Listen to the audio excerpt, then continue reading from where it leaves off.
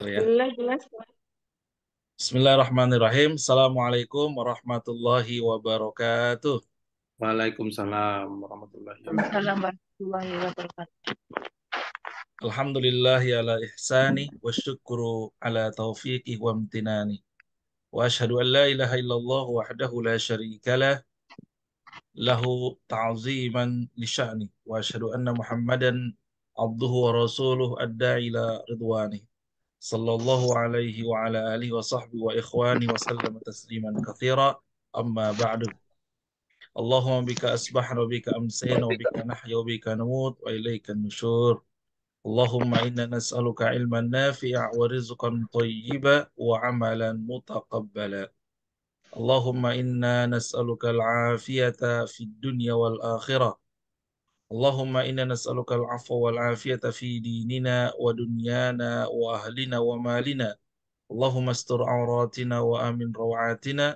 Allahumma hafazna min bayni yadayna wa min khalfina wa an yaminina wa an shimalina wa min fawqina wa na'udzu bi'azamatika nightala min tahtina. Bersyukur kepada Allah Subhanahu wa taala atas segala limpahan rahmat karunia-Nya. Paling utama adalah karunia iman, karunia Islam dan ihsan kepada Allah Subhanahu wa taala. Alhamdulillahirabbil alamin. Ya, taqabbalallahu minna wa minkum siyamana wa siyamakum. Taqabbal ya karim insyaallah. Apa kabar Bapak Ibu Ayah Bunda semuanya hari ini? Alhamdulillah, sehat. Alhamdulillah sehat. Baik, alhamdulillah hari ini kita berada di sebuah bulan yang bulan sebagai bulan introspeksi, muhasabah, kemudian juga sekaligus mujahadah dan muraqabah kepada Allah Subhanahu wa taala. Muhasabah atas apa yang kita lakukan sebulan yang lalu di bulan Ramadan. Karena itu perlu muhasabah. Muhasabah itu kan ada dua ya, evaluasi. Introspeksi ada dua, ada introspeksi sebelum melakukan sebuah aktivitas, kita evaluasi dulu supaya apa? Supaya kita tahu titik mana kita berawal sebelum melangkah. Seperti kalau Bapak Ibu mau mudik gitu ya, perlu nggak dievaluasi, diintrospeksi kendaraan yang kita gunakan? Perlu. Perlu. Perjalanan saya berapa lama, berapa jauh kilometernya, kira-kira BBM-nya cukup nggak, kira-kira minyak-minyak lainnya memadai nggak, dan sebagainya. Termasuk juga e-tol-nya cukup atau tidak. Perlu nggak dievaluasi, introspeksi? Sangat perlu. Sangat perlu. Itu Ya. introspeksi pertama sebelum melakukan aktivitas. Yang kedua, introspeksi adalah setelah melakukan. Ya kan? Pulang dari kampung halaman, kemudian kita review lagi tuh. Oh, berapa biaya yang saya keluarkan?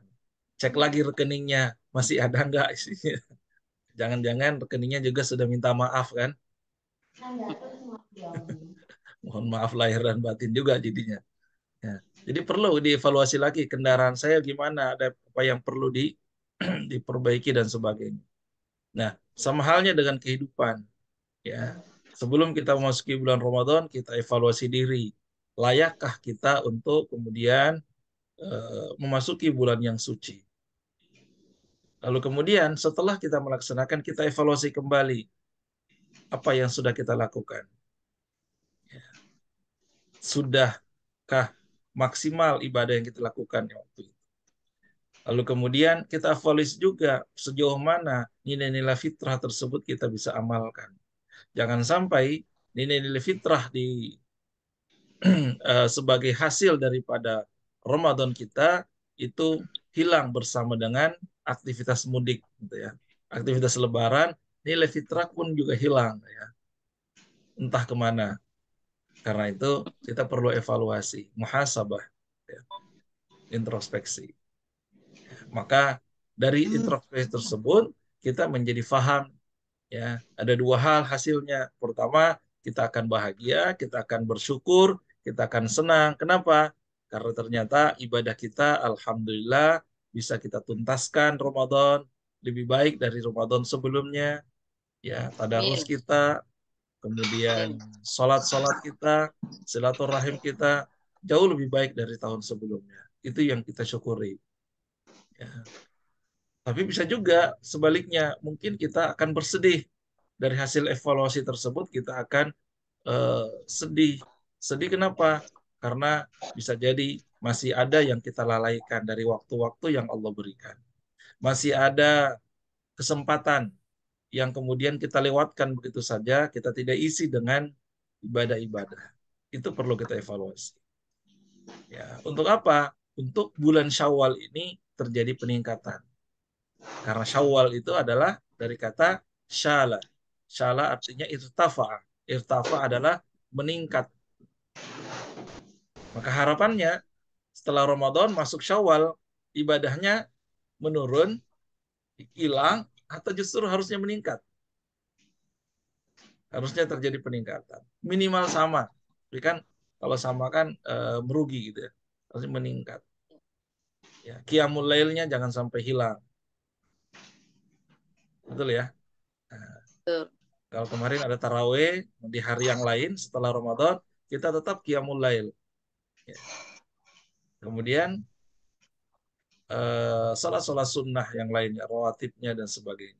Tadarusnya, ya tetap kita jalankan, bahkan eh, kita bisa lebih tambahkan dari sisi kuantitas ataupun kualitas. Lalu kemudian mujahadah. Mujahadah adalah kesungguhan kita untuk lebih baik dan terus lebih baik. Mujahadah. Dan yang ketiga adalah muraqabah. Muraqabah adalah kita mendekat kepada Allah.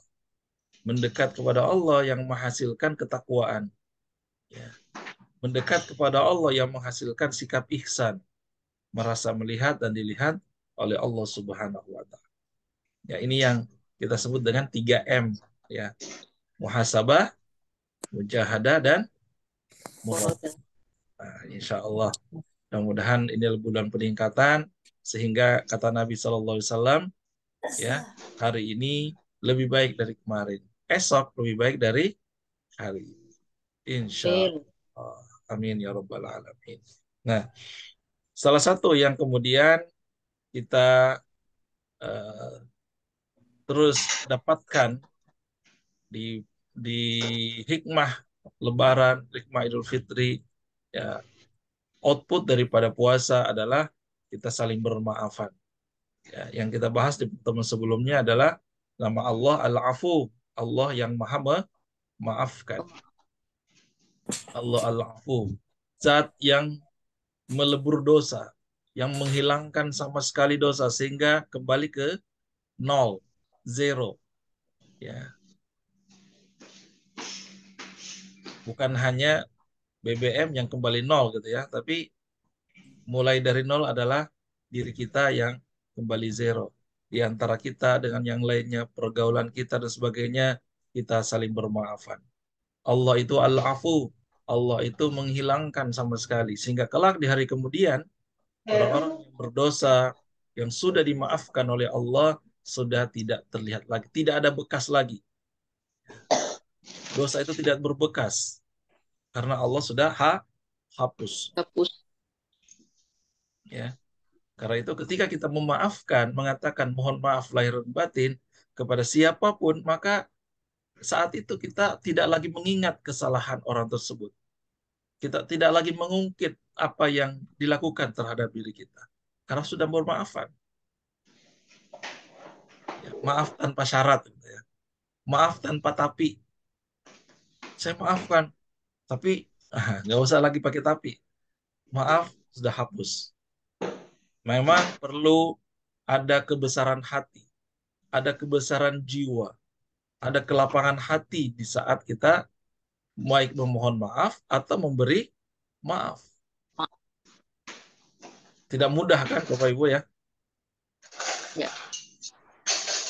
Baik memohon maaf atau memberi maaf itu tidak mudah. Betul. Ya. sering saja muncul godaan gitu ya, dan berat untuk memberi maaf, apalagi kesalahan orang tersebut terhadap diri kita berat, ya, fatal, membuat diri kita terpuruk, membuat diri kita saat itu sedih dan sebagainya. Tapi ya pilihannya memang kalau kita ingin dimaafkan oleh Allah, kita pun berupaya untuk memaafkan kesalahan orang lain. Ya. Tak terhitung banyaknya dosa kita kepada Allah, betul ya? Betul. Mungkin dosa, kesalahan orang lain terhadap diri kita masih kita bisa hitung, gitu ya. Masih bisa kita apa namanya sebutkan, oh ini kesalahan. Tapi kesalahan kita kepada Allah jauh lebih banyak. Ya. Harusnya kita datang memenuhi panggilannya, tapi kemudian kita tunda, kita tidak datang, itu pun kesalahan.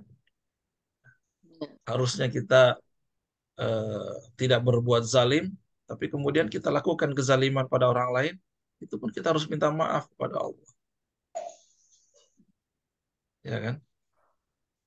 Mungkin kita pernah berbuat zalim kepada seseorang, baik sengaja atau tidak sengaja, ya, maka kita minta maaf. Masya Allah. Ya, membalas kezaliman orang lain boleh nggak, Bapak Ibu? Boleh. Boleh. Syaratnya apa? Sabar dan memaafkan. Enggak, artinya kalau orang lain berbuat zalim kepada kita, boleh nggak kita balas? Boleh. Boleh. Boleh. Asalkan tidak melebihi, ya kan? Tidak berlebihi kezaliman orang tersebut. Ada di dalam Al-Quran. Tapi siapa yang bisa menjamin bahwa kita tidak membalas kezaliman orang tersebut melebihi kezaliman dia terhadap kita? Bisa nggak menjamin? Nafsunya bergejolak. Iya. Tidak apa minimal sama, kezalimannya itu sama.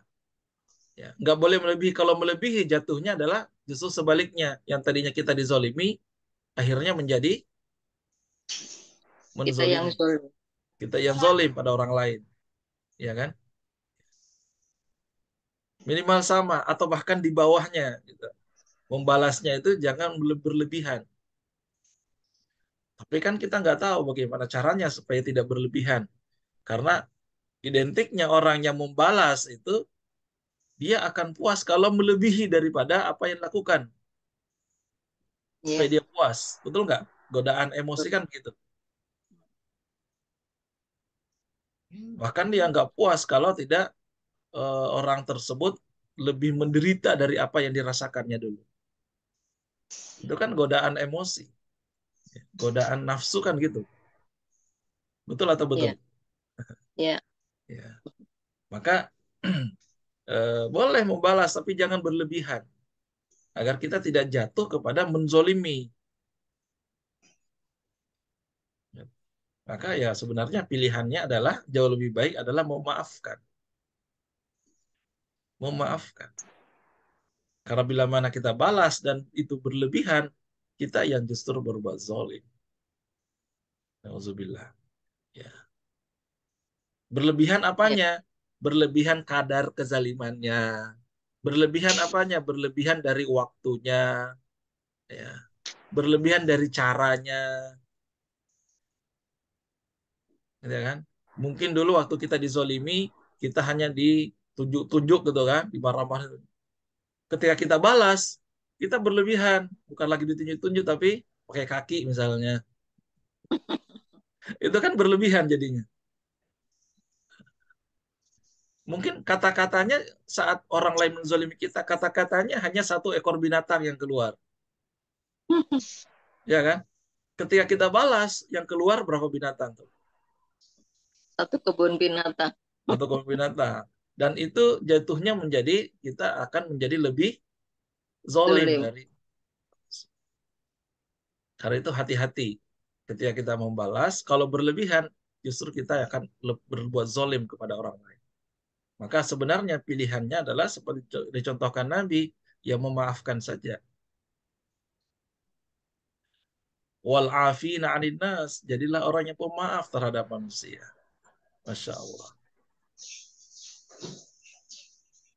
Nah, hari ini kita lanjutkan kembali Isman min Asma'il Allah al-Husna salah sawathamani nomor 83, yaitu Allah 84, Allah 83 ya, Allah Ar-Rauf.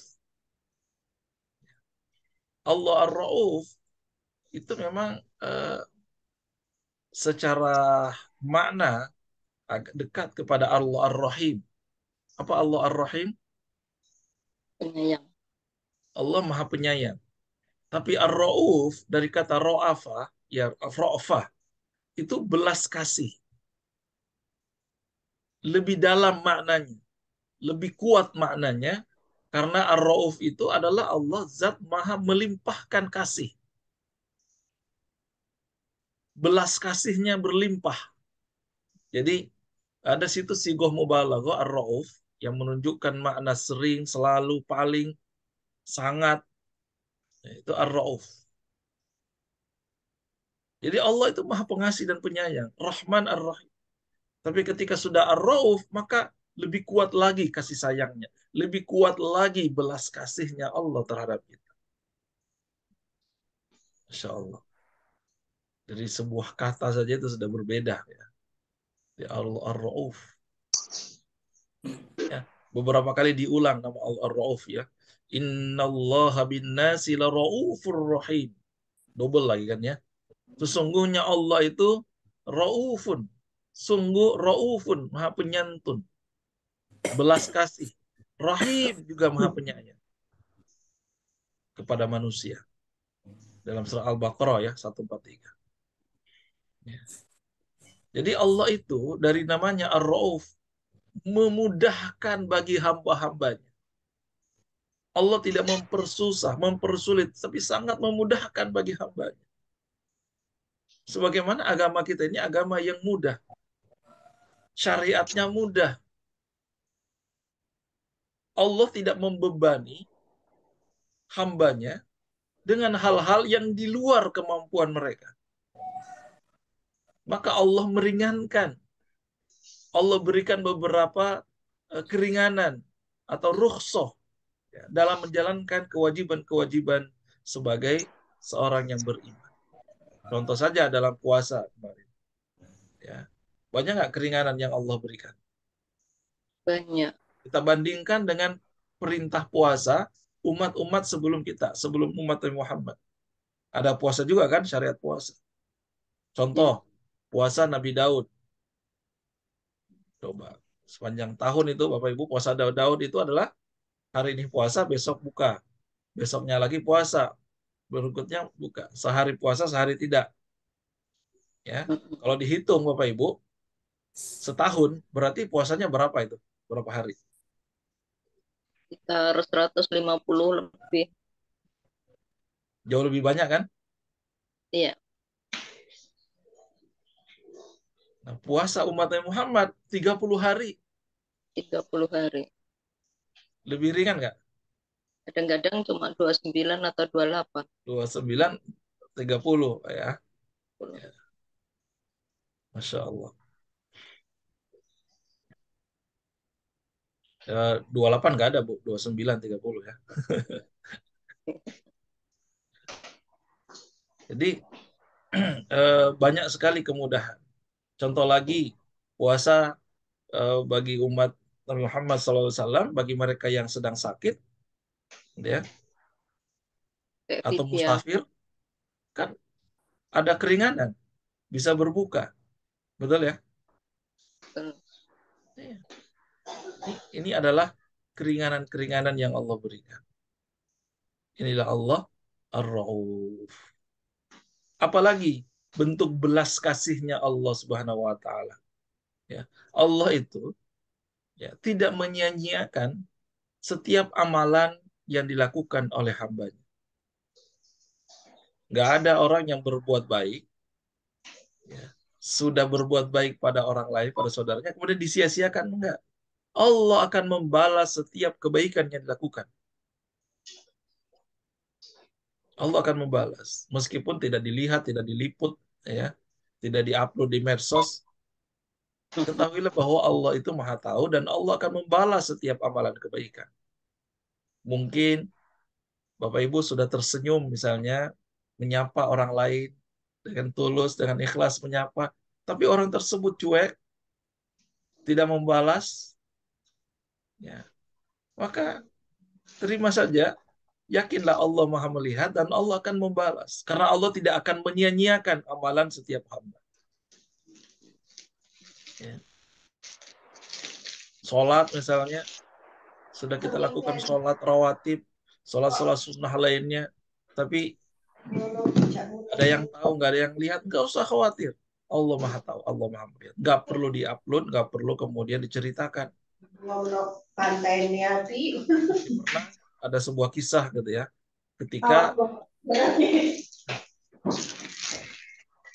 ketika saat itu kiblat kaum muslimin pertama kali sebelum ke Ka'bah, ke Baitul Maqdis, gitu ya. Dan para sahabat saat itu khawatir, ya, terhadap amalan-amalan yang mereka lakukan ketika sholatnya masih menghadap Baitul Maqdis sebelum dipindah ke Ka'bah. Mereka mempertanyakan, bagaimana dengan amalan kami dan saudara kami yang sudah meninggal dunia? Sebelum ini mereka sholatnya menghadap Baitul Maqdis.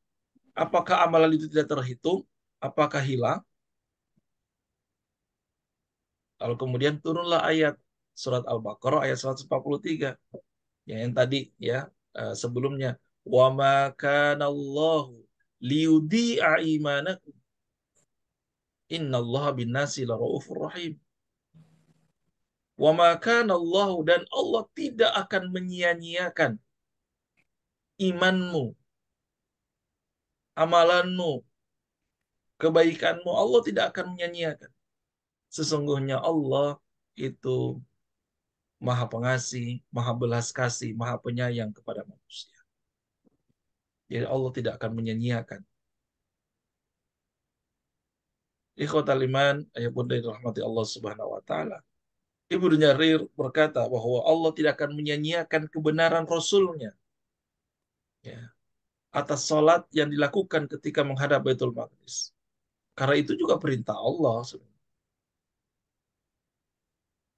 Bahkan juga mengikuti Rasulnya, mengikuti perintah Allah, maka semua itu tidak sia-sia.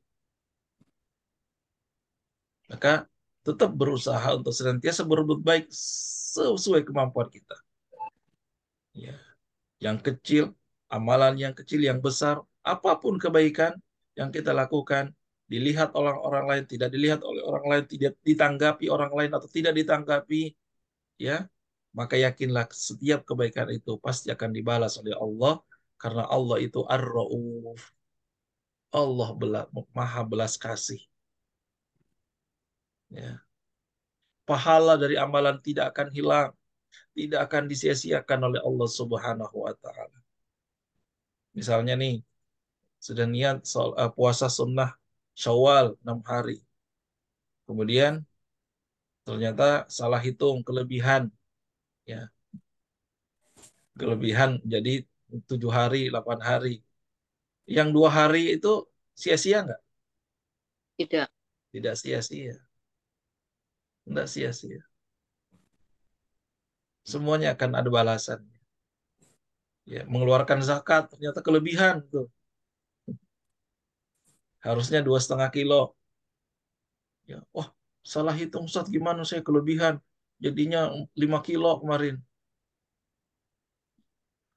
Masalah nggak? Enggak.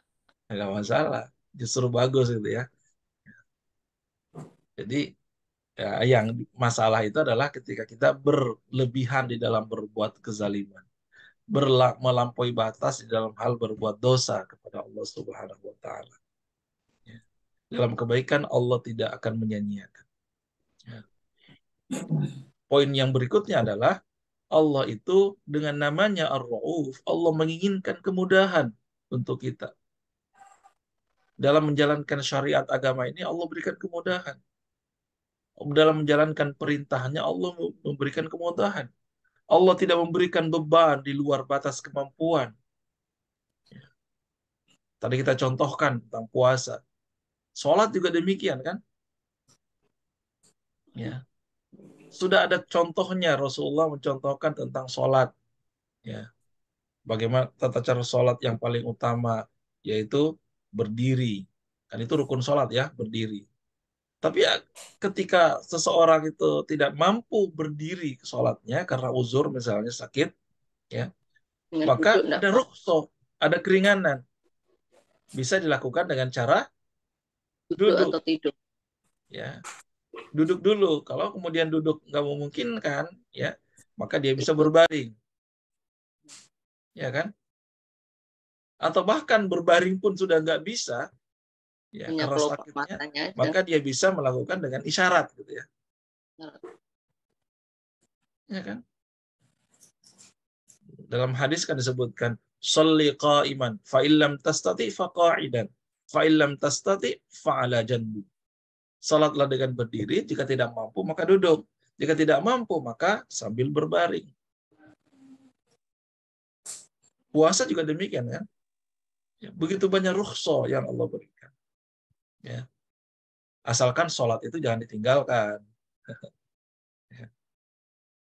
Sholat tetap dilaksanakan karena sebuah kewajiban. Ya. Kalau sholat sudah ditinggalkan, itu fatal banget itu ya. Muslim, ya puasa tapi nggak sholat. Ada nggak begitu? Ada banyak. Oh, puasa dia ada sahurnya, tidak makan minum, dan buka puasa. Tapi giliran sholat wajib, sholat taraweh, ditinggalkan. Nah, ini fatal nih. Kalau tidak puasa mungkin jatuhnya itu, kalau tidak puasa itu jatuhnya dia fasik, dia berdosa. Ya. Tapi kalau sudah tidak sholat itu jatuhnya bukan lagi fasik, bukan, tapi apa? Dia kufur. Kufur. Ya, man tarakas shalah muta'ammidan faqad kafar. Siapa yang meninggalkan sholat sengaja maka dia telah kafir. Ya, puasa tapi nggak sholat, gimana itu? Padahal sholat jauh lebih utama. Ikhwatal iman, Bapak Ibu yang dirahmati Allah Subhanahu wa taala, inilah Allah Ar-Rauf. Ya. Allah itu Maha belas kasih. Allah menginginkan kemudahan kepada kita. Apalagi bentuk belas kasihnya Allah dalam keseharian, dalam kehidupan kita misalnya. Ya, dahulu kala itu di dalam perpindahan manusia dari satu tempat ke tempat yang lain, urusan dagang dan sebagainya, dahulu transportasi itu menggunakan apa? Kuda, gitu ya, keledai, onta. Itu pun juga Allah berikan kemudahan, ditundukkan binatang-binatang itu untuk dijadikan kendaraan, termasuk ditundukkan alam sekitar untuk dijadikan kendaraan dan melintas. Meskipun itu kendaraan dipakai menggunakan membutuhkan waktu yang lama dalam perjalanan. Tapi semua itu ditundukkan oleh Allah. Itulah Allah Ar-Rauf. Termasuk zaman sekarang, gitu ya. Alat transportasi yang kita gunakan di zaman saat ini, modern ini, ada mobil, apalagi kereta api, kapal laut, pesawat, bus dan sebagainya. Ya, dengan kecepatan yang luar biasa. Dan Allah Ar-Rauf memberikan kemudahan. Ya kan? Kalau kita dengan hanya berpatokan dengan kualitas kendaraan kita saja, dengan kecanggihan kendaraan yang kita gunakan, fasilitas dan sebagainya, tapi tanpa ada campur tangan dari Allah Subhanahu wa taala, kira-kira selamat gak perjalanan kita? So, Allah Ar-Rauf, yang belas kasih. Allah kasihan kita, oh dia mau pulang kampung, mau ketemu saudara, mau ketemu family, mau silaturahim. Allah berikan kemudahan dalam perjalanan. Allah bantu tuh. Allah berikan bahkan kenyamanan mereka dalam perjalanan. Masya Allah. Jadi ini bentuk bagaimana Allah Ar-Rauf. Ya. Dalam surat An-Nahl kan disebutkan tuh. Ya, wa tahmilu athqalakum ila baladil lam takunu balighi illa bisyiqqil anfus inna rabbakum la raufur rahim. Ketemu kita, raufur rahim. Ya. Dan ia memikul beban-bebanmu ke suatu negeri yang kamu tidak sanggup sampai kepadanya, melainkan dengan kesukaran-kesukaran, kesusahan-kesusahan yang membuat payah. Sesungguhnya Tuhanmu itu benar-benar Maha Penyantun lagi Maha Penyayang. Raufur Rahim. Ya. Allah berikan kemudahan. Allah berikan perlindungan. Allah berikan keselamatan. Allah Ar-Rauf.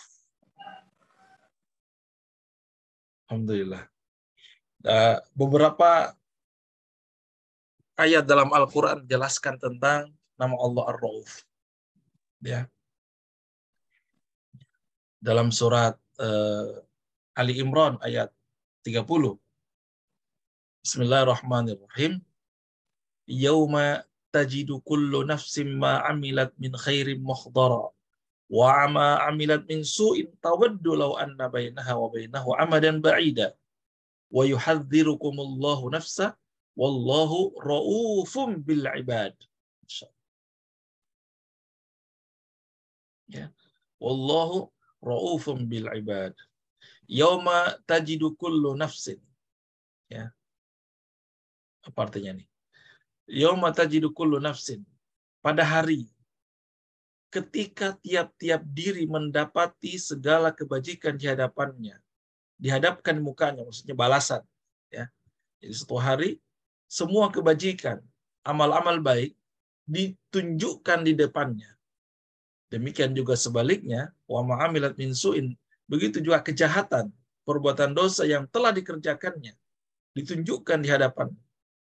Maka saat itu manusia ingin sekiranya, lau anna, sekiranya antara ia dengan hari itu, antara dirinya dengan hari itu, ada masa yang jauh, masih ada kesempatan yang panjang. Ya. Sebelum ditunjukkan itu jelas, masih ada waktu lagi yang panjang. Dan Allah memperingatkan kamu terhadap siksanya. Wa yuhadzirukumullahu nafsa. Wallahu raufum bil ibad. Allah itu sangat penyayang kepada hambanya. Manusia menyangka atau menganggap atau mengira bahwa dan berharap ada waktu yang cukup untuk kemudian memperbaiki, menambah kebaikannya dan meninggalkan keburukannya. Apa yang dijelaskan di ayat ini, Ali Imran ayat 30. Jadi saat itu manusia ingin tawaddu law anna baina, ingin kalau sekiranya antara ia dengan hari itu ada masa yang jauh. Ya. Ditafsirkan oleh Imam Hasan Al-Basri, setiap mereka manusia itu menginginkan agar tidak bertemu dengan amalan mereka sama sekali. Bahkan jauh dia enggak bertemu. Itu harapan mereka. Tapi ketika di dunia, ya, mereka begitu enjoy, mereka menikmati dosa yang diperbuatnya. Tapi nanti di hari kemudian maunya nggak mau lagi lihat perbuatan dosa itu. Padahal kata Allah semua juga akan ditunjukkan tuh, bukan hanya kebaikan tapi dosa yang dilakukan manusia akan ditunjukkan kelak. Karena itu Allah peringatkan, wa yuhadzirukumullahu nafsa. Allah memperingatkan kamu terhadap siksa. Ya. Tapi ketahuilah Allah itu raufum bil ibad. Allah memberikan peringatan keras tentang siksa. Tapi ketahuilah Allah itu raufun. Allah itu sangat penyayang. Allah itu sangat belas kasih kepada hambanya. Ya. Ini menunjukkan bentuk kelembutan Allah Subhanahu wa ta'ala terhadap hambanya. Diingatkan sebelum kejadian itu tiba. Kemudian di ayat yang lain juga disebutkan dalam surat At-Taubah ayat 117. Allah berfirman, laqad taballahu 'alan nabi wal muhajirin wal ansar alladzina tabauhu fi sa'atil usra min ba'di ma kada yazighu qulubu fariqin minhum thumma taba 'alaihim innahu bihim raufur rahim. Innahu bihim raufur rahim. Sesungguhnya laqad taballahu, sesungguhnya Allah menerima taubat Nabi. Taubatnya Nabi Muhammad SAW. Wal muhajirin, dan juga taubatnya orang-orang muhajirin. Wal ansor, dan orang-orang ansor. Muhajirin adalah sahabat Nabi yang berhijrah dari Mekah ke Madinah. Wal ansor, ansor ini adalah penduduk asli Madinah yang menerima orang-orang muhajirin. Ya. Alladzina tabauhu fi sa'atil usra, yang mengikuti Nabi dalam masa sulit. Ya kan, dalam masa perjuangan Nabi, baik di Mekah di Madinah kan dalam kesulitan, dalam dakwahnya. Ya. Fi sa'atil usra. Min ba'di ma kada yazighu qulubu fariqin minhum. Setelah hati segolongan dari mereka hampir berpaling. Sebagian saat itu dari sahabat ada yang hampir saja berpaling karena kesulitan yang mereka hadapi. Tapi kemudian setelah lepas dari kesulitan itu, mereka menyadari kesalahan mereka, lalu mereka bertobat. Ya. Kemudian Allah terima taubat mereka itu. Innahu bihim raufur rahim, sesungguhnya Allah itu Maha Pengasih lagi Maha Penyayang pada mereka. Ini kisah ayat ini sebenarnya asbabun nuzul ayat ini adalah dalam kisah perang Tabuk. Pernah dengar kisah perang Tabuk? Tabuk. Jadi perang Tabuk ini adalah perang yang terjadi di bulan Rajab, ya, di tahun ke-9 hijrahnya Nabi. Ya, ini adalah perang yang terakhir, ya, yang diikuti langsung oleh Rasulullah. Yang diikuti langsung. Jadi kan ada peperangan di zaman Nabi yang diikuti langsung oleh Nabi, tapi ada juga perang di zaman Nabi tapi dipimpin oleh sahabat dan Nabi tidak mengikuti langsung. Ya. Jadi perang Tabuk ini adalah perang yang diikuti, perang terakhir yang diikuti langsung oleh Rasulullah. Terjadi pada tahun ke-9 Hijriah, bulan Rajab. Ya. Perang antara kaum muslimin dan Romawi saat itu. Buat perang Tabuk, lokasinya di Tabuk, ya. Dan ini diprediksi adalah perjuangan yang luar biasa dalam perang ini. Ya. Kenapa? Karena fi sa'atil usra dalam ayat tadi. Pada waktu yang sulit, masa sulit. Mengumpulkan tentara juga dalam keadaan sulit. Karena pasukan yang sangat sedikit ya, saat itu. Dan masanya, waktunya, atau kondisinya adalah paceklik. Maka disebutkan fi sa'atil usra, pada masa yang kesulitan. Ya. Nah, dalam perang ini ya, antara kaum muslimin dengan Romawi, saat itu pasukan dari Kekaisaran Bizantium, Romawi Timur, ya, memang dimenangkan oleh umat Islam. Sejatinya saat itu memang tidak terjadi perang secara ketemu langsung. Kenapa? Karena pasukan Romawi itu kemudian mengutus seseorang, ya, beberapa orang untuk memberikan upeti, jizyah, ya, sebagai tanda mengakhiri perang. Padahal belum ada perang sebenarnya. Mereka mengaku kalah saat itu. Padahal jumlahnya mereka itu juga banyak, 40.000 lebih pasukan. Itu luar biasa. Dan Rasulullah, para sahabat itu lagi kesulitan mengumpulkan pasukan. Masa paceklik, musim panas, bayangkan. Kalau di Arab musim panasnya itu luar biasa. Ya. Kemarin di India itu berapa derajat Celcius yang meninggal banyak tuh?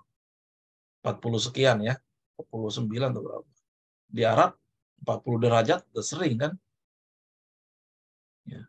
Dan saat itu musim paceklik, musim panas, masyarakat hidup dalam kesusahan, Dan kemudian dapat berita, Nabi Muhammad dapat berita bahwa berita dari sahabat-sahabat yang melakukan perjalanan berdagang Syam ke Madinah, ya.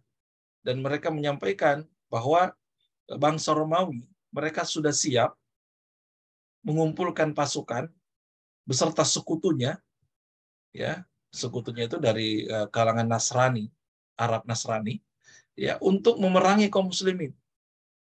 Berdasarkan berita tersebut sampai kepada Nabi, maka Nabi bersiap juga, ya. Bahkan jumlahnya luar biasa, 40.000 orang gitu ya, Romawi yang bersiap, sudah apel pasukan gitu ya. Dan saat Nabi mendengar itu, Nabi kemudian menyeru, mengajak umat Islam untuk bersiap menyambut pasukan Romawi. Padahal saat itu musim yang sangat panas. Masyarakat juga hidup dalam kesusahan saat itu. Biasanya Rasulullah itu tidak mengumumkan secara terang-terangan ketika akan melakukan peperangan. Hanya di antara beberapa sahabat saja kemudian dikumpulkan untuk bersiap-siap. Tapi kali ini perang Tabuk, Rasulullah mengumumkan untuk berkumpul para sahabatnya ini, umat Islam menyiapkan diri. Nggak dirahasiakan tapi diumumkan agar kaum muslimin berjihad. Bukan hanya berjihad dengan dengan jiwanya tapi juga hartanya. Karena saat itu memang sedang paceklik gitu ya, susahan. Jadi berjihad dengan harta dan jiwa. Ya. Tentu mayoritas kaum muslimin sami'na wa ata'na, dia mendengar kemudian menaati, siap. Tapi ternyata ada yang menolak. Ada yang enggan. Dengan alasan kesusahan, panas, dan sebagainya yang disebutkan tadi. Nah, inilah yang disebutkan dalam ayat itu. Mereka ada yang menolak, ada yang enggan ikut, dan sebagainya dengan berbagai alasan. Tapi kemudian setelah semua terjadi, mereka minta ampun, bertobat, Allah terima taubat mereka. Ini dalam perang Tabuk. Jadi sejatinya tidak terjadi perang langsung. Kenapa? Karena sampai di Tabuk, ya, sebuah wilayah itu, Tabuk itu terletak di Jazirah Arab juga, ya. Nabi Muhammad dan rombongan kaum muslimin tidak menemukan pasukan Romawi tadi. Setelah bayangkan perjalanan yang sangat jauh, mereka tidak ada.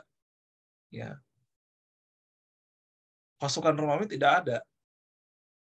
Maka saat itu ya Nabi Muhammad dan para kaum pasukannya, kaum muslimin melakukan camping, kemah di sekitar Tabuk.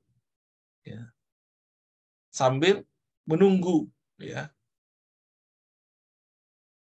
Bahkan itu berhari-hari, belasan hari. Riwayatnya belasan hari Nabi menunggu sahabat di Tabuk itu. Hingga kemudian datanglah di suatu hari petinggi-petinggi dari Romawi, ya. Mereka datang kemudian membawa jizyah tadi, upeti tadi, tawaran supaya mau berdamai, nggak usah perang. Ini buat kita bahwa mereka mengaku kalah, mengakhiri perang Tabuk, dan tidak ada senjata. Ya, bahkan Nabi Muhammad itu belasan hari berkemah itu menunggu, baru kemudian ada kabar itu. Berarti nggak ada peperangan. Dan perjalanan yang panjang, pergi dan pulangnya itu lebih kurang 50 hari, Bapak Ibu. Bayangkan. Ya. 50 hari perjalanan, nginap di sana, kemudian pulang kembali ke Madinah. Masya Allah. Ya. Ikhwatal iman, Bapak Ibu rahmati Allah Subhanahu wa taala, itu kisah perang Tabuk. Dan beberapa ayat lagi yang mengisahkan tentang bagaimana Allah itu Ar-Rauf Ar-Rahim. Ar-Rauf, Maha belas kasih. Ya. Allah punya sifat yang amat belas kasih. Masya Allah. Ikhwatal iman, Bapak Ibu dirahmati Allah Subhanahu wa taala. Kalau kita kemarin berlebaran ya, mudik pulang kampung, ketemu siapa? Ketemu keluarga. Keluarga ya, yang masih punya orang tua, ketemu orang tua ya. Sangat kasih, sangat pengasih, penyayang nggak orang tua kita? Masya Iya. Allah. Meskipun kita mungkin jarang pulang, gitu ya. Kemudian pernah dulu berbuat yang mengecewakan, tapi tetap mereka menerima. Betul ya? Ada nggak kisah kemudian yang mudik itu pulang kampung, kemudian nggak dibukain pintu, suruh pulang gitu? Kayaknya nggak pernah tuh ya. Nah, waktu COVID. Ada Pak Bujang? Nggak ada ya? Pernah waktu COVID kali ini. Oh, ada COVID yang waktu itu ya. Itu beda lagi. Bukan menolak anaknya, itu menolak virusnya. Menolak virusnya. Virusnya. Gitu ya. Tapi bagaimanapun kondisi sang anak, ditunggu-tunggu kehadirannya, disambut, dijamu, Masya Allah. Yang ketahuilah, belas kasihnya Allah jauh lebih banyak, lebih besar daripada belas kasihnya jutaan orang tua, miliaran orang tua di muka bumi. Itulah Allah Ar-Rauf. Allah Ar-Rauf. Rasanya malu kita kepada Allah, ya, untuk kemudian tidak sungguh-sungguh menjadi hambanya, ya, untuk tidak mendekat merokobah kepada Allah Subhanahu Wa Taala kalau itu Allah Ar-Rauf. Bapak Ibu yang dirahmati Allah Subhanahu Wa Taala, itu yang sekilas kita bisa bahas pada hari ini. Mudah-mudahan menjadi pengingat kita betapa sayang, betapa cinta belas kasihnya Allah Subhanahu Wa Taala kepada kita hambanya. Ya. Ar-Rauf yang kita bahas hari ini, Rauf dari kata ro'afa, ya afu, ro'afah, ya ro'afah, ya, memiliki arti berbelas kasih. Ar-Rauf merupakan bentuk sigoh mubalaghah yang menunjukkan arti sangat, sering, selalu, ya, paling. Maknanya sama dengan Ar-Rahim, namun ia lebih dalam dan kuat maknanya, yaitu Zat Maha Pelimpah Kasih. Allah mempunyai rahmat yang begitu besar, penuh kasih yang melimpah ruah, sehingga dengan kasih sayangnya itu Allah berkehendak menyingkap kemudaratan dan mencegah keburukan melalui kelembutan dan kasih sayangnya yang berlipat. Allahu Akbar. Di dalam Al-Quran tadi kita sebutkan beberapa ayat, di Ali Imran ayat 30, ya. Kullu nafsin yauma tajidu kullu nafsin ma 'amilat min khairin muhdara wa ma 'amilat min su'in tawaddu law anna bainaha wa bainahu amadan ba'ida wa yuhadzirukumullahu nafsa wallahu ra'ufun bil 'ibad. Ini tatkala nanti di hari kiamat, ya, ditunjukkan amal baik dan amal buruk, dan orang-orang manusia itu menginginkan agar amal buruknya itu nggak usah ketemu lagi deh nanti. Nggak usah ketemu lagi, nggak usah ditunjukin. Padahal dulu di dunia mereka melakukan itu dengan enjoy. Masya Allah. Dan Allah mengingatkan kita dengan peringatan yang keras. Wa yuhadzirukumullah, Allah mengingatkan. Ya. Tapi itu adalah bentuk kelembutan Allah, sayang Allah Subhanahu wa Ta'ala. Ini tadi bagaimana kaum Muhajirin dan Ansor, ya, mereka yang bertaubat, diterima taubatnya oleh Allah Subhanahu wa Ta'ala ketika mereka melewati sebuah masa yang sulit dalam perang Tabuk tadi, tapi mereka Allah ampuni setelah kemudian mereka telah berbuat salah, mereka yang enggan untuk berperang, mereka yang enggan untuk ikut bersama Nabi, karena saat itu adalah saatil usrah, masa yang sulit, ya, paceklik, musim panas, ya. Tapi Allah Maha Rauf Rahim. Dalam surat Al-Hadid ayat 9 juga disebutkan, "Walladzi yunazzilu 'ala 'abdihi ayatin bayyinat liyukhrijakum minadh dhulumati ilan nur wa inna bikum laraufur rahim." Dialah yang menurunkan kepada hambanya ayat-ayat yang terang, yaitu Al-Quran, supaya dia mengeluarkan kamu dari kegelapan kepada cahaya. Dan sesungguhnya Allah benar-benar Maha Penyantun lagi Maha Penyayang terhadap. Masya Allah. Ya. Yang dahulu kita tidak tahu apa-apa, kita bodoh tentang hidayah, tentang syariat, kemudian kita dikeluarkan dari kegelapan itu menuju cahaya. Allah itu Maha Pengampun, Allah itu Maha Penyayang, Allah berbelas kasih. Al-Hasyr ayat 10.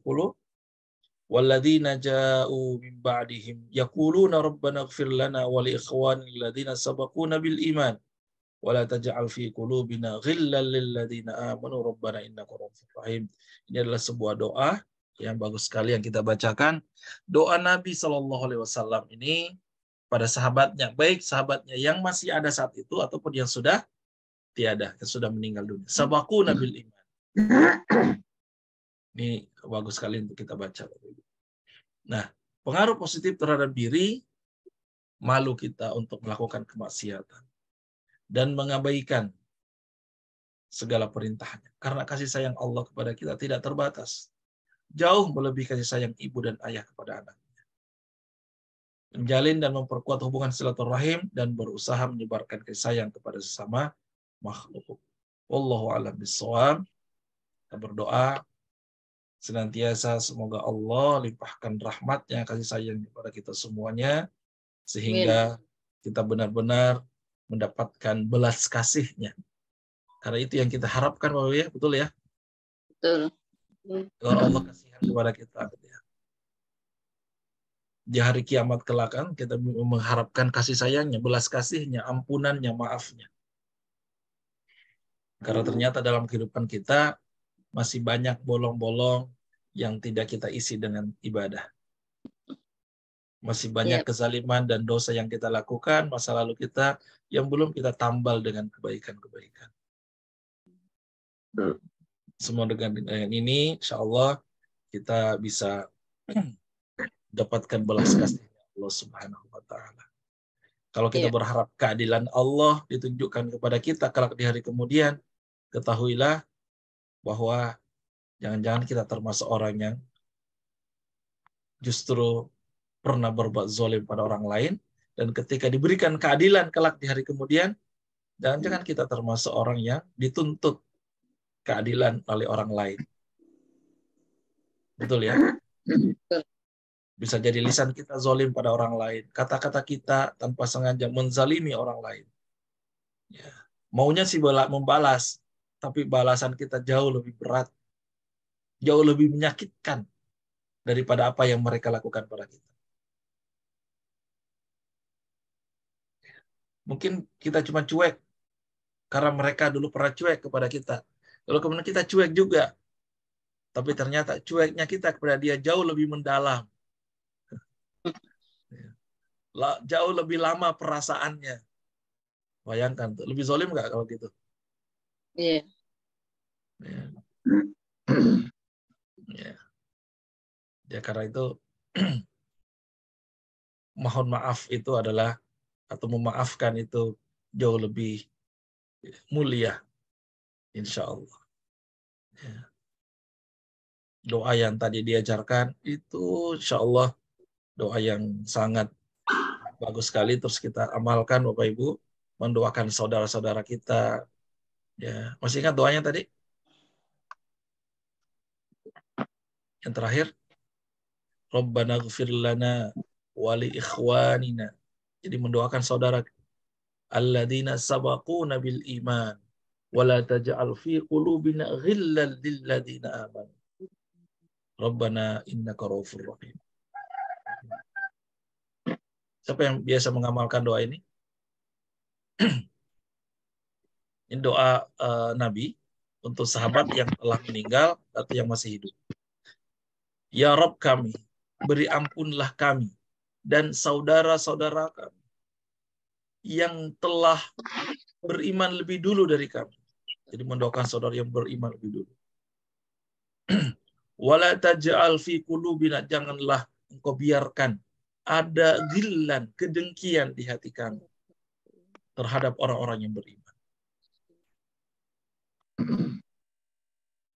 Rabbana innaka ra'ufur rahim, sesungguhnya engkau Maha Penyantun lagi Maha Penyayang.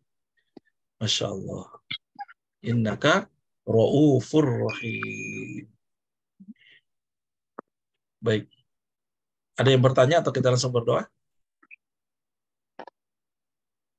Ustadz, kalau kita sudah minta maaf atau kita punya kesalahan sama orang lain, tapi orang lain itu tidak mau memaafkan atau kita tidak ketemu sama orang itu kalau kita mau minta maaf, itu bagaimana Ustadz?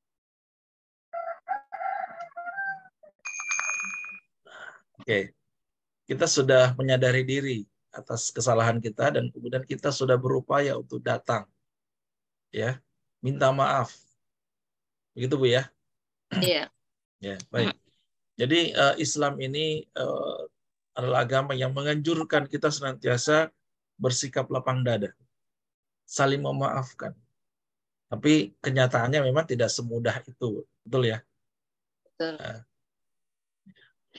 mungkin ada saja ya sudah saling memaafkan, tapi juga ada kadang-kadang juga ada yang baik sengaja tidak sengaja gitu ya, sudah mohon maaf lahir batin ya. Tapi di saat yang sama setelah itu kita bertanya maunya, gimana itu apa namanya sudah berapa lama berkeluarga, udah punya anak belum, misalnya gitu ya. Kata-kata kita mungkin bertanya, tapi bagi dia itu nyinggung banget gitu ya. Udah tahu, saya udah ini memang nggak bisa punya anak, nanya punya anak. Itu bisa menyinggung nggak? Iya. Nggak bisa menyakiti, jangan-jangan juga kan? Ya, sehingga padahal barusan itu ya salah amal minta maaf. Nah, memang terkadang kita saling minta maaf itu nggak bisa sekali, 2 kali, sesering mungkin. Nggak perlu menunggu hari raya dulu baru lo minta maaf. Ya.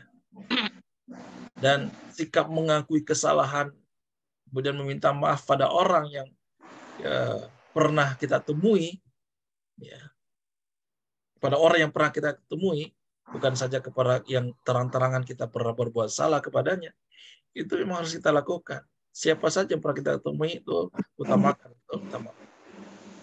Ya tentu kepada kedua orang tua yang interaksi kita jauh lebih banyak dan sebagainya, itu kita kan untuk minta maaf, atau kepada siapa saja. Jadi tugas kita adalah minta maaf. Yang berbuat salah, tugasnya minta maaf. Adapun kemudian orang tersebut tidak memaafkan, itu kan urusan dia. Kita yang minta maaf. Yang penting adalah cara kita minta maaf itu cara yang baik. Tunjukkan kita menyesal. Tunjukkan kita sudah memperbaiki. Itu mungkin. Kalau nomor kita diblokir terus kalau kita mau minta maaf kan nggak bisa Ustaz, mendatangi jauh gitu. Kita minta maafnya ke Allah gitu, diterima nggak Ustaz minta maaf kita Ya itu? Allah tentu maha menerima ya, maaf Allah mau. Tapi kan kita masih ada hubungan dengan orang. Iya, belum minanasnya itu. Iya betul sekali. Ya kalau hal itu terjadi mungkin kita bisa lakukan berbagai cara ya. Diblokir nomornya, dia masih ada nomornya, masih kelihatan nggak nomornya? Nggak. Nomornya masih ada nggak? Nggak ada. Terbaca nggak nomor dia? Nggak ada juga. Nggak, di kontak ada nggak nomornya? Nggak ada karena ya kebetulan HP-nya ganti, hilang ganti. Oke. Atau dia punya teman, mungkin punya saudara, punya teman, kita cari nomornya, kita hubungi dari nomor yang berbeda. Ya, yang penting kata-kata maaf dan penyesalan kita sampai kepada dia. Perkara dia memaafkan atau tidak, itu terpulang kepada dia kan? Iya. Ada sebuah hadis ya, Nabi SAW, siapa yang dimintakan maaf, kemudian dia tidak mau memaafkan, dia menyerupai setan. Kenapa? Ya, karena kesombongan itu kan sifatnya setan, betul nggak? Allah saja itu maha pemaaf. salah, minta maaf, kemudian kita tidak mau maafkan, tidak mau membukakan pintu maaf, maka yang Allah saja itu maha pemaaf. Jadi serupakan setan, kata dalam hadis tersebut. Kenapa setan ya? Setan itu kan senang dengan perpecahan, betul nggak? Iya. Setan itu senang berjingkrak bersorak-sorai ketika ada orang pisah, keluarga pisah, pecah persaudaraan, hubungan silaturahim terputus. Dan ketika orang tidak saling memaafkan, kan silaturahim putus, betul nggak? Iya. Kemuliaan seseorang itu adalah mau memaafkan kesalahan saudaranya. Itu kemuliaan yang sering kita bahas ya, bahwa memaafkan jauh lebih mulia. Ya. Dan Allah membukakan pintu maaf kepada hambanya. Ya kita membuka gitu ya. Kita kan sadar bahwa kesalahan orang lain kepada kita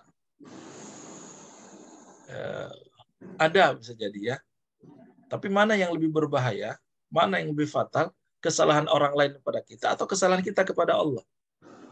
Kesalahan kita pada Allah. Iya. Karena itu dengan memaafkan kesalahan saudara kita, maka insya Allah kita akan mendapatkan maafnya Allah. Lalu apa alasannya kemudian kita tidak maafkan orang lain? Nah, gitu ya. Ya mudah-mudahan tidak terjadi kepada kita, ya. Kalaupun itu ada orang yang sudah kita kita minta maaf, kemudian orang itu susah diketemui, ya kita terus lakukan upaya. Sampai kapan? Ya sampai berhasil.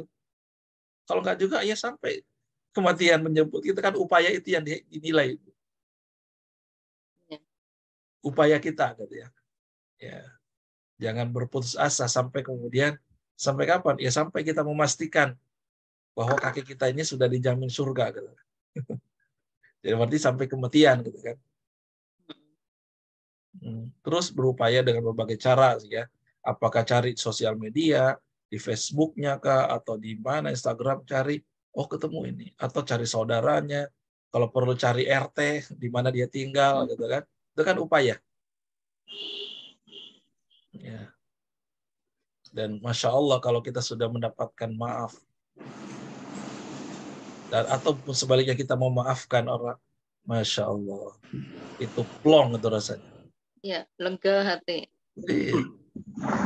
Lega. Dan tentu setelah itu kemudian kita harus introspeksi diri juga. Kita harus hati-hati dalam bertutur kata. Ya, jangan sampai kemudian kata-kata ini mudah menyinggung orang lain sehingga orang lain marah. Jangan sampai kita mengulangi kesalahan yang sama sebelumnya. Ya. Bahkan cepatlah minta maaf lah. Berjumpa, ada acara misal reuni gitu. Segera kita minta maaf saat itu juga gitu. Ya kan? Cara itu ada namanya doa kafaratul majelis. Doa kafaratul majelis. Isinya apa? Ya untuk supaya dosa-dosa kesalahan kita yang sengaja tidak sengaja dalam majelis itu kita minta ampun pada Allah dan kita saling bermaafan dengan yang lain. Itu doa kafaratul majelis. Kafarah itu apa? Penghapus kan? Kifaroh. Kesalahan. Jadi meskipun misalnya kita minta maaf, orangnya ada gitu ya. Kita tetangga atau siapa orangnya ada, kita minta maaf, tapi orang tersebut tidak memaafkan, ya maka teruslah kita berupaya untuk berbuat baik kepadanya. Mungkin dia tidak keluar kata-kata maaf darinya, ya, atau memang tidak mau memaafkan, teruslah untuk berbuat baik kepadanya. Tidak berhenti untuk terus berbuat baik. Hingga orang tersebut luluh hatinya. Hingga apa yang kita harapkan memaafkan kesalahan kita itu keluar. Terus berbuat baik. Caranya gimana? Ya mungkin kirim hadiah, ngasih apa lagi, oleh-oleh. Kita baru keluar kota, dari luar kota, kemudian kita datang, kita kirimi hadiah, oleh ucapan selamat, apapun ya, lewat anaknya, lewat pasangannya, lewat siapa, terus kita lakukan kebaikan-kebaikan kepadanya. Terus berusaha dan berusaha hingga insya Allah Allah melembutkan hatinya. Allah. Mungkin gitu? Mungkin. Ya, terima kasih Ustaz. Allah sama-sama. Ustaz, boleh kita bertanya? Boleh, silakan Ibu Trinarni ya. Ya. Assalamualaikum warahmatullahi wabarakatuh. Waalaikumsalam warahmatullahi wabarakatuh. Ibu di mana tinggalnya? Ada di Jakarta, di Kemanggisan. Oh, ya. Silakan. Oh, Coach Trinarni. Mangga, silakan. Mau tanya, apa yang membuat kita tidak mau memaafkan?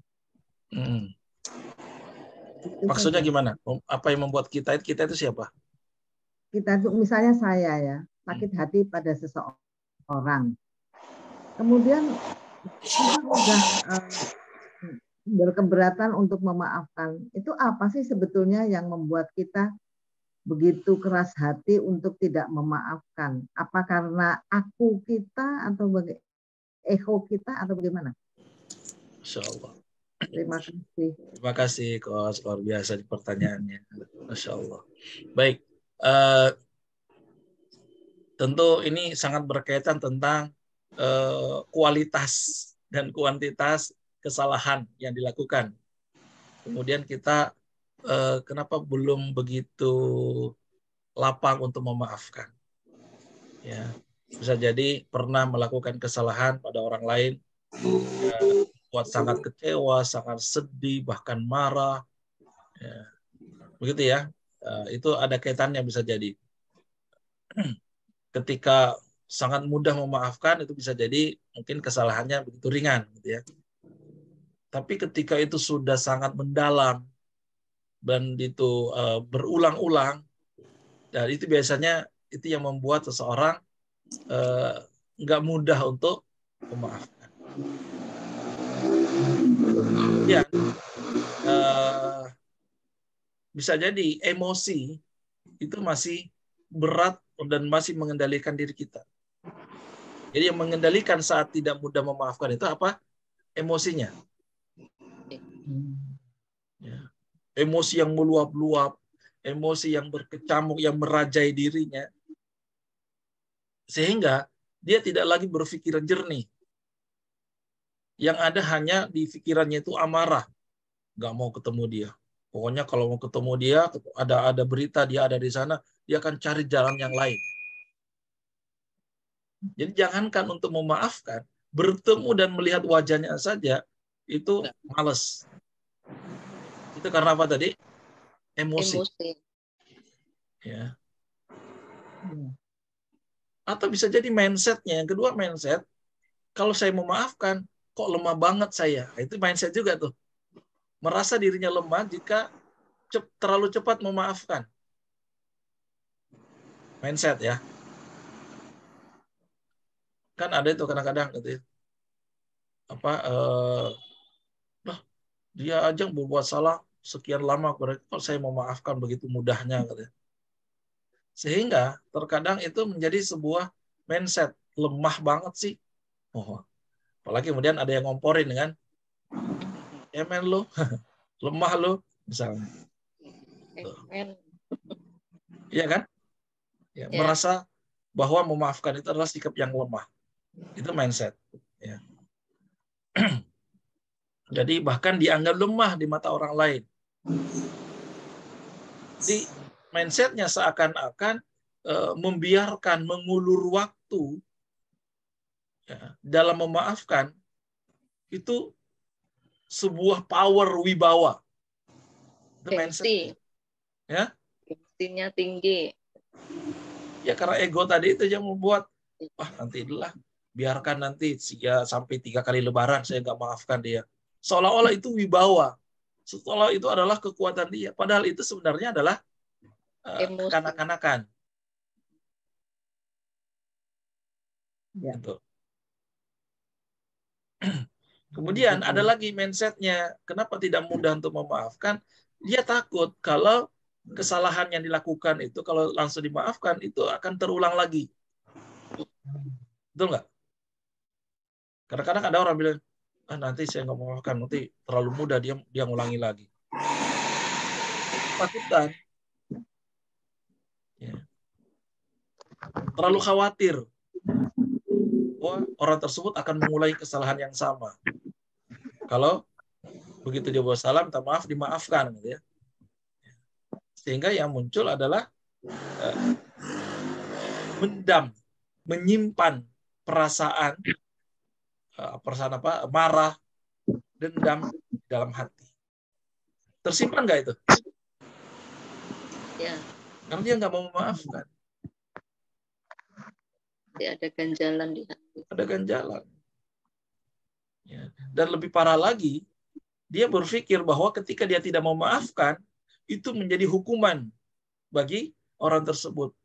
Biarin, rasain lo. Ya. Ya. Padahal, tadi yang kita bahas di awal, ketika kita ingin membalas, tapi ternyata kezaliman kita itu, boleh membalas kezaliman, tapi harus sama.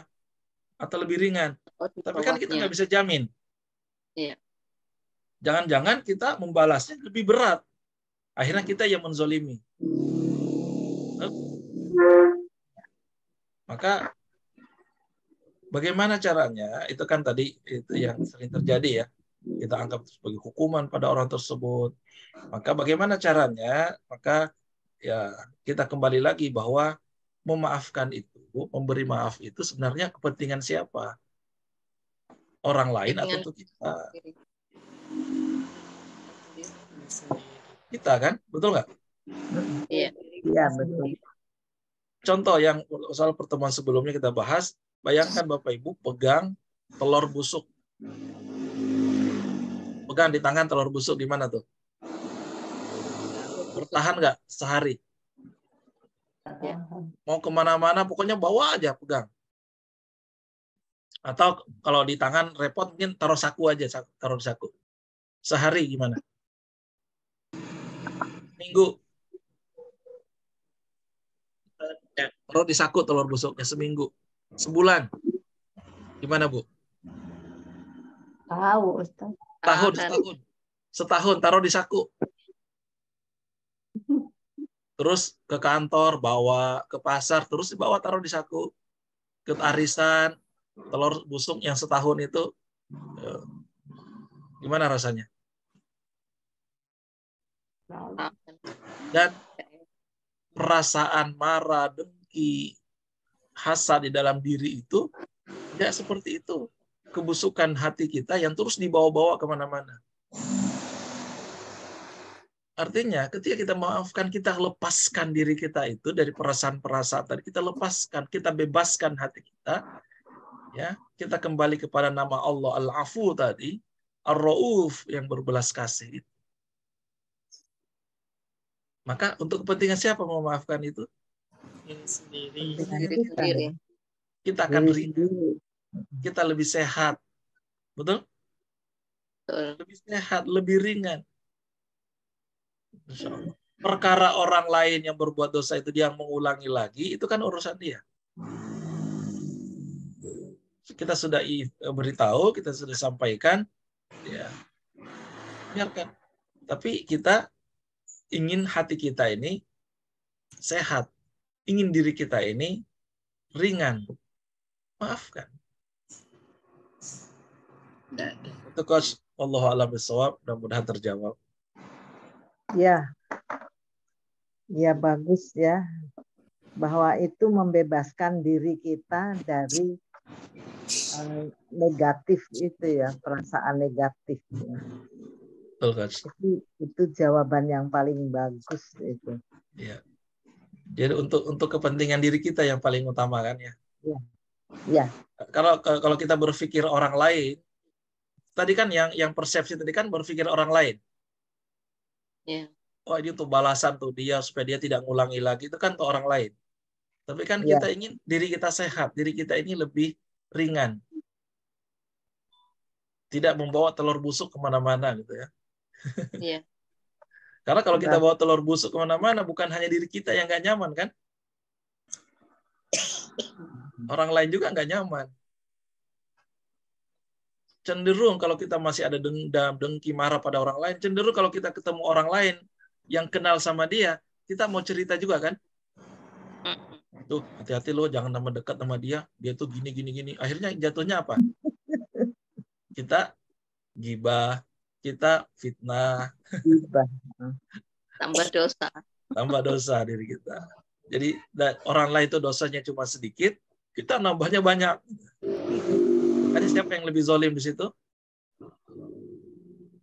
Kita jadi zalim.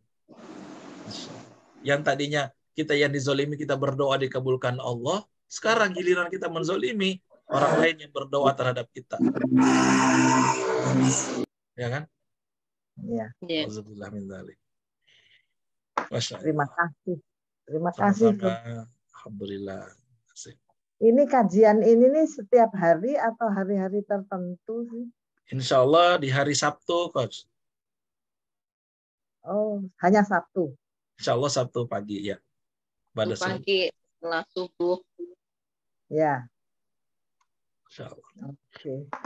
Baik, kita berdoa semoga apa yang kita bahas pada hari ini benar-benar menambah keimanan, ketakwaan kita kepada Allah Subhanahu wa taala, menjadikan diri kita pribadi yang jauh lebih baik setiap hari insyaallah. Amin. Mari kita berdoa. Auzubillahi minasyaitonirrajim. Bismillahirrahmanirrahim. Alhamdulillahirabbil alamin. Hamdan yuwafi ni'amahu yukafi'u mazidah. Ya Rabbana lakal hamdu wa lakal syukru kama yanbaghi li jalali wajhikal karim wa 'azimi sultanik. Allahumma salli ala sayyidina Muhammad wa ala ali sayyidina Muhammad. Allahumma anta rabbuna la ilaha illa anta khalaqtana wa nahnu ibaduka wa nahnu ala ahdika wa wa'dika mastata'na. Na'udzu bika min syarri ma sana'na, nabu'u laka bi ni'matika 'alaina wa nabu'u bi dhunubina faghfir lana fa innahu la yaghfiru dhunuba illa anta. Allahumma inna nas'aluka bi annana nashhadu annaka antallah la ilaha illa antal ahadus samad alladzi lam yalid wa lam yulad wa lam yakul lahu kufuwan ahad. Rabbana ighfir lana wa li ikhwanina alladhina sabaquna bil iman wa la taj'al fi qulubina ghillan lil ladzina amanu rabbana innaka ra'ufur rahim. Ya Allah ya Rabb, ampunilah kami, ampunilah saudara-saudara kami yang telah mendahului kami. Janganlah Engkau biarkan ada kedengkian di dalam hati kami, ya Allah, terhadap saudara-saudara kami, orang-orang yang beriman di antara kami. Ya Rabb, sesungguhnya Engkau Maha Penyantun, Engkau Maha Penyayang, ya Allah. Allahumma ati anfusana taqwaha wa zakkiha anta khairu man zakkaha anta waliyuha wa maulaha. Ya Allah ya Rabb, limpahkanlah ketakwaan pada jiwa kami, sucikanlah hati kami, sesungguhnya Engkau adalah sebaik-baik zat yang maha melindungi jiwa. Engkau yang menjaga, Engkau yang melindungi jiwa kami, ya Allah. Rabbana la tuzigh qulubana ba'da idh hadaitana wa hab lana min ladunka rahmah innaka antal wahhab. Rabbana taqabbal minna salatana wa siyamana wa qiyamana wa ruku'ana wa sujudana wa takhashu'ana wa tammim taqdirana ya Allah ya rabbal alamin. Allahumma kfina bihalalika an haramik waghdina bifadlika amman siwaka ya Allah. Rabbana atina min ladunka rahmah wa hayyi lana min amrina rashada. Allahumma ahsin aqibatana fil umuri kulliha wa ajirna min khizyid dunya wa adzabil akhirah. Allahumma ja'al khaira umurina akhirahu wa khaira a'malina khawatimah wa khaira ayyamina yaum liqa'ika ya rabbal alamin. Rabbana atina fid dunya hasanah wa fil akhirati hasanatan wa qina adzaban nar wa qina adzaban nar wa qina adzaban nar. Allahumma salli wa sallim Muhammad wa ala alihi wa sahbihi wa sallam walhamdulillahi rabbil alamin. Wassalamualaikum warahmatullahi wabarakatuh.